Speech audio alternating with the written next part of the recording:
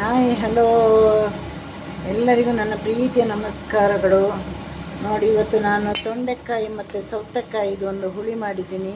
ಇದೆಲ್ಲ ಪಟಪಟ ಅಂತ ಮಾಡುವಂತಹ ಒಂದು ಸಾರು, ಅತಿ ಬೇಗನೆ ಆಗುತ್ತೆ. ಸೈಡಲ್ಲಿ ಒಂದು ಮೊಟ್ಟೆನೋ ಒಂದು ಒಣಗಿದ ಮೀನೋ ಅಥವಾ ಒಂದು ಚಿಕನ್ ಪೀಸ್ ಇದ್ದರೂ ಸಾಕಾಗುತ್ತೆ, ಇಲ್ಲಾಂದರೆ ಪಲ್ಯನ ಸಾಕಾಗುತ್ತೆ, ಏನಾದರೂ ಆಗುತ್ತೆ. ಇದು ಹೆಚ್ಚಾಗಿ ಬೆಳಗಿನ ತಿಂಡಿಗೆ ಸರಿ ಹೊಂದೋದಿಲ್ಲ. ಇದು ನಮ್ಮ ಅನ್ನ, ಬಿಳಿ ಅನ್ನಕ್ಕೆ ತುಂಬ ಒಳ್ಳೆಯ ಕಾಂಬಿನೇಷನ್ ಇದು, ವೈಟ್ ರೈಸಿಗೆ. ಇದಕ್ಕೆ ಬೇಕಂದರೆ ಮೊಸರು ಮಜ್ಜಿಗೆಲ್ಲ ಹಾಕ್ಬೋದು ಕೊನೆಯಲ್ಲಿ, ಆದರೆ ಸಾರು ಸ್ವಲ್ಪ ಗಟ್ಟಿ ಇರಬೇಕು ಹಾಗೆ ನಾವು ಹಾಕುವಾಗಿದ್ದರೆ. ನೋಡಿ, ನಾವೆಲ್ಲದು ಮೊಸರು ಮಜ್ಜಿಗೆ ಸ್ವಲ್ಪ ನಮಗೆ ಹಾಲು ಪ್ರಾಡಕ್ಟ್ ಎಲ್ಲ ದೂರ, ಹಾಗಾಗಿ ನಾವು ಹಾಕ್ತಾಯಿಲ್ಲ. ಮೊಸರು ಹಾಕಿದರೆ ಇನ್ನಷ್ಟು ಚೆನ್ನಾಗಿರುತ್ತೆ. ನೋಡ್ತೀನಿ, ಈಗ ತೋರಿಸ್ತೀನಿ ನಾನು ಹೇಗೆ ಮಾಡೋದಂತ. ಬನ್ನಿ ನೋಡಿ ಬರುವ. ಈ ಕಾಸರಗೋಡು ಮಂಗಳೂರೆಲ್ಲ ಮೀನು ಜಾಸ್ತಿ ಮಾಡ್ತಾಯಿರ್ತಾರೆ. ಕೆಲವೊಂದು ಸಮಯದಲ್ಲಿ ಮೀನು ಸಿಗೋದಿಲ್ಲ, ಆದ್ರೂ ಮೀನೇ ಅಲ್ಲಿ ಮೇಯ್ನು. ಸೆಕೆಂಡ್ ಆಪ್ಷನ್ ಬಂದು ಚಿಕನ್, ಆಮೇಲೆ ಮಟನ್ ಅಪರೂಪ. ನಾವೆಲ್ಲ ಮನೇಲಿ ನಮ್ಮ ತಾಯಿ ಮನೇಲಿ ಮಾಡೋದೇ ಇಲ್ಲ. ಆದರೆ ತರಕಾರಿ ಅಂತ ಬಂದಾಗ ನಮ್ಮ ಆ ಕಡೆ ತೊಂಡೆಕಾಯಿ, ಸೌತೆಕಾಯಿ, ಬೆಂಡೆಕಾಯಿ, ಅಲಸಂಡೆ, ಬಸಳೆ, ಆಮೇಲೆ ಕೆಂಪು ಹರಿವೆ, ಇದೆಲ್ಲ ಏನು ಹೇಳೋದು ತುಂಬ ಮುಂದೆ ನಿಂತಿರುತ್ತೆ. ಹಾಗಾಗಿ ನಾನಿವತ್ತು ಮಧ್ಯಾಹ್ನ ಅಂದರೆ ಈಗ ಮಧ್ಯಾಹ್ನ ಆಗೋಯ್ತು, ಇನ್ನು ರಾತ್ರಿಗೆ ಮಾಡೋದು, ಇನ್ನು ರಾತ್ರಿ ಊಟ. ಇವತ್ತಿನ ಒಂದು ಸಾರು ನಂದು ತೊಂಡೆಕಾಯಿ ಪ್ಲಸ್ ಸೌತೆಕಾಯಿ. ಇದನ್ನೊಂದು ಹುಳಿ ಮಾಡೋದು ಹೇಗೆ ಅಂತ ನಾನು ತೋರಿಸ್ತೀನಿ. ಮೊದಲು ಎರಡನ್ನು ಚೆನ್ನಾಗಿ ತೊಳ್ಕೊಂಡು ಬರ್ತೀನಿ. ತೊಳೆದು ನಾನು ಕಟ್ ಮಾಡಿ ಬರ್ತೀನಿ, ಯಾಕಂದರೆ ಕಟ್ ಮಾಡೋದೆಲ್ಲ ತೋರಿಸ್ತಾ ಹೋದರೆ ವೀಡಿಯೋ ತುಂಬ ಲಾಂಗ್ ಆಗುತ್ತಲ್ವ. ಹಾಗಾಗಿ ನಾನು ಮೊದಲು ಇದನ್ನು ತೊಂಡೆಕಾಯಿನ ಫಸ್ಟ್ ಚೆನ್ನಾಗಿ ತೊಳಿತೇನೆ. ತೊಂಡೆಕಾಯಿನ ಬೇಯಿಸಿದ ಮೇಲೆ ಸೌತೆಕಾಯಿಗೆ ಒಂದು ವಿಸಿಲ್ ತಗೊಳ್ಬೇಕು. ಇದಕ್ಕೆ ಒಂದು 4 ವಿಸಿಲಾದರೆ ಇದಕ್ಕೆ ಒಂದೇ ವಿಸಿಲ್ ಸಾಕಾಗುತ್ತೆ. ಹಾಗಾಗಿ ನಾನು ತೊಂಡೆಕಾಯಿನ ಮೊದಲು ತೊಳೆದು ಕಟ್ ಮಾಡ್ಕೊಂಡು ಬರ್ತೀನಿ. ಈಗ ತೊಂಡೆಕಾಯಿನ ತೊಳೆದು ಕಟ್ ಮಾಡಿದ್ದೇನೆ, ಹಾಗೆ ಸೌತೆಕಾಯಿನ ತೊಳೆದು ಕಟ್ ಮಾಡಿ ಮತ್ತೆ 3 ನಿಮಿಷ ನೀರಲ್ಲಿ ಹಾಕಿದ್ದೀನಿ.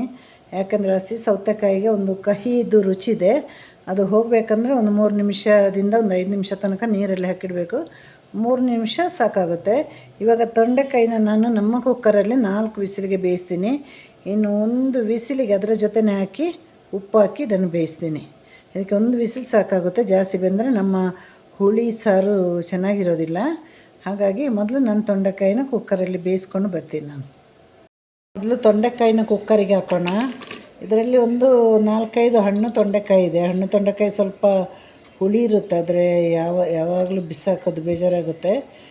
ಹುಳಿ ತೊಂಡೆಕಾಯಿನ ಹಾಕಿದರೆ ಸ್ವಲ್ಪ ಸಾರಿಗೆ ಹುಣಸೆ ಹಣ್ಣು ಕಮ್ಮಿ ಹಾಕಿದರೆ ಆಯಿತು. ಇವಾಗ ನಾವು ಉಪ್ಪು ಕೂಡ ಹಾಕೋಣ. ಇದನ್ನು ಸ್ವಲ್ಪ ಇದು ಮುಳುಗುವಷ್ಟೇ ನೀರು ಸಾಕು, ಜಾಸ್ತಿ ನೀರು ಬೇಡ. ಈಗ 4 ವಿಸಿಲಿಗೆ ನಾನು ಬೇಯಿಸ್ಕೊಂಡು ಬರ್ತೀನಿ. ಇದನ್ನು ಮುಚ್ಚಳ ಹಾಕ್ಕೊಂಡು, ಮುಚ್ಚಳ ಹಾಕಲೇಬೇಕಲ್ವ, ಎಲ್ಲರಿಗೂ ಗೊತ್ತು ಮುಚ್ಚಳ ಹಾಕಬೇಕಂತ.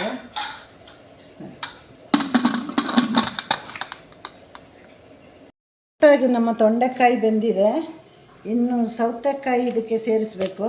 ಸೇರಿಸಿ ಒಂದೇ ಒಂದು ವಿಸಿಲ್ ತಗೊಳ್ಬೇಕು. ಜಾಸ್ತಿ ತಗೊಂಡ್ರೆ ಚೆನ್ನಾಗಿರೋದಿಲ್ಲ, ಬರೀ ಒಂದೇ ಒಂದು ವಿಸಿಲ್ ಸಾಕಾಗುತ್ತೆ. ಹಾಗೆ ಒಂದು ವಿಸಿಲ್ ತಗೊಂಡು ಬರ್ತೀನಿ. ಈಗ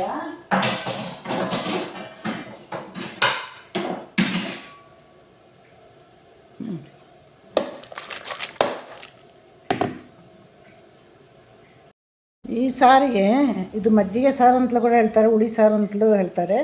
ಬೇಕಂದ್ರೆ ಮಜ್ಜಿಗೆ ಮೊಸರು ಏನು ಸೇರಿಸ್ಬೋದು ಕೊನೆಯಲ್ಲಿ. ಸ್ವಲ್ಪ ಸೇರಿಸೋ ಮೊದಲು ಸಾರು ಸ್ವಲ್ಪ ಗಟ್ಟಿ ಮಾಡಬೇಕಷ್ಟೇ. ಮಜ್ಜಿಗೆ ಮೊಸರು ಸೇರಿಸಿಲ್ಲ ಅಂದರೆ ಹದವಾಗಿ ಮಾಡ್ಬೋದು, ನಮ್ಗೆ ಎಷ್ಟು ಬೇಕೋ ಅಷ್ಟೇ ನೀರಾಗಿ ಮಾಡ್ಬೋದು. ಇದಕ್ಕೆ ಸ್ವಲ್ಪನೇ ಮಸಾಲೆ ಹಾಕೋದು, ನಾವು ಯಾವುದೂ ಉರಿಯುವಾಗಿಲ್ಲ, ಹಸಿನೇ ಹಾಕೋದು. ನಾನೀಗ ಒಂದು ಸಣ್ಣ ನಿಂಬೆ ಹಣ್ಣಿನ ಗಾತ್ರದಷ್ಟು ಹುಣಸೆ ಹಣ್ಣು ತಗೊಂಡಿದ್ದೇನೆ. ಇಲ್ಲಿ ನಾನು 3 ಗುಂಟೂರು ಚಿಲ್ಲಿ, ಆಮೇಲೆ 4 ಹಸಿಮೆಣಸಿನಕಾಯಿ. ಇವಾಗ ಒಂದು 1/4 ಸ್ಪೂನಷ್ಟು ಅರಿಶಿನ ಪುಡಿ ಹಾಕಿ ಇದನ್ನು ನೀರು ಹಾಕ್ಕೊಂಡು, ಸಣ್ಣ ತರಿ ಇದ್ದರೆ ಪರವಾಗಿಲ್ಲ, ಆ ಥರ ರುಬ್ಕೊಂಡು ಬರಬೇಕು. ದೊಡ್ಡ ತರಿ ಇರಬಾರ್ದು, ನೈಸಾಗಿ ರುಬ್ಬೋದು ಅಥವಾ ಸಣ್ಣ ತರಿ ಇಟ್ಕೊಂಡು ರುಬ್ಬೋದು, ನಮ್ಮ ಆಯ್ಕೆ ಅದು.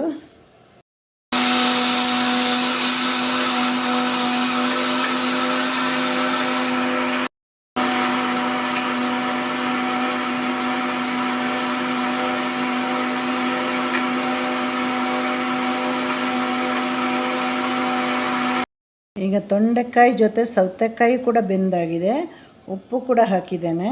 ಇದನ್ನು ಇನ್ನೊಂದು ಸಾರು ಮಾಡುವ ಪಾತ್ರೆಗೆ ಈ ತರಕಾರಿನ ಹಾಕೋಣ. ಸ್ವಲ್ಪ ಸಾರನ್ನ ಕುಕ್ಕರಲ್ಲಿ ಹಾಕಲಿಕ್ಕೆ ಆಗೋದಿಲ್ಲಲ್ಲ, ಹಾಗಾಗಿ ತರಕಾರಿನ ಇದಕ್ಕೆ ಹಾಕಿ ಈಗ ಮಸಾಲೆ ಕೂಡ ಆ ಕಡೆ ರುಬ್ಬಿದಾಗಿದೆ. ಇನ್ನು ಸೇರಿಸಿ ಕೊನೆಯಲ್ಲೊಂದು ಒಗ್ಗರಣೆ ಕೊಟ್ಟರೆ ಇದೆಲ್ಲ ಬೇಗ ಬೇಗ ಆಗುತ್ತೆ ತರಕಾರಿ ಸಾರೆಲ್ಲ. ಈ ನಾನ್ ವೆಜ್ಜೇ ತುಂಬ ಕೆಲಸ ಕೊಡೋದು. ಒಂದ್ಸಲ ನಾನ್ ವೆಜ್ ತಿನ್ನೋದು ಬಿಟ್ಟು ಬಿಡ್ಬೇಕನ್ಸುತ್ತೆ ಕೆಲಸ ಮಾಡೋದು ನೋಡಿದರೆ. ಬರೀ ವೆಜ್ ಮಾಡೋಣ ಅಂತ. ಆ ಕಡೆ ಮಸಾಲೆ ಕೂಡ ರುಬ್ಬಿದ್ದಾಗಿತ್ತು. ಈಗ ಇದಕ್ಕೆ ಸೇರಿಸಿ ಸ್ವಲ್ಪ ಬೇಕಂದರೆ ನೀರು ಸೇರಿಸಿ ಚೆನ್ನಾಗಿ ಕುದಿಸೋಣ. ಮೊಸರು ಮಜ್ಜಿಗೆಲ್ಲ ಕೊನೆಯಲ್ಲಿ ಹಾಕೋರು ಈ ಸಾರನ್ನ ಸ್ವಲ್ಪ ಇಷ್ಟು ಗಟ್ಟಿ ಮಾಡಬೇಕು. ನಮಗೆಲ್ಲ ಸ್ವಲ್ಪ ಮೊಸರು ಮಜ್ಜಿಗೆ ಎಲ್ಲ ಸ್ವಲ್ಪ ದೂರ, ಹಾಗಾಗಿ ಒಂಚೂರು ನೀರು ಹಾಕ್ತಾಯಿದ್ದೀನಿ ನಾನೀಗ. ತುಂಬ ಗಟ್ಟಿ ಸಾರು ಒಂಥರ ಚೆನ್ನಾಗಿರೋದಿಲ್ಲ.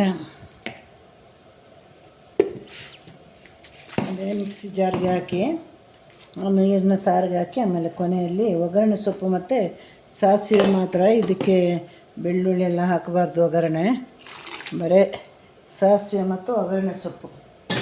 ಇದು ಒಂದು ರೀತಿ ಹುಳಿ ಸಾರು ಅಂತಲೇ ಹೇಳೋದು ಇದಕ್ಕೆ. ನೋಡಿ, ಉಪ್ಪು ಬೇಕಂದರೆ ಮತ್ತೆ ಉಪ್ಪು ನೋಡ್ಕೊಂಡು ಹಾಕ್ಬೋದು.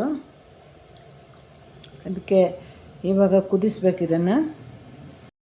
ಸಾರು ಚೆನ್ನಾಗಿ ಕುದೀತಾ ಇದೆ ನೋಡಿ.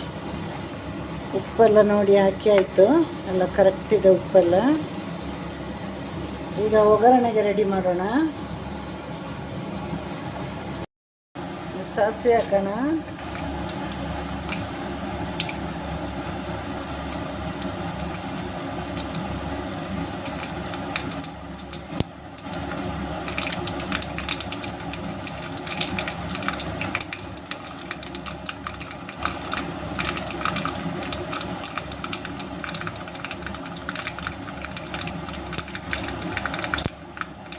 ಈಗ ಕೊನೆಯಲ್ಲಿ ಒಗ್ಗರಣೆ ಸೊಪ್ಪು ಹಾಕಬೇಕು ನೋಡಿ.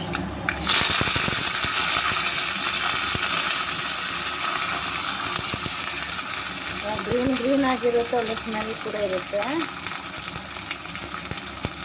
ಸಾಸಿವೆ ಎಲ್ಲ ಒದ್ದಾದ್ಮೇಲೆ ಒಗ್ಗರಣೆ ಸೊಪ್ಪು ಹಾಕಿದ್ರೆ ಸಾಕಾಗುತ್ತೆ.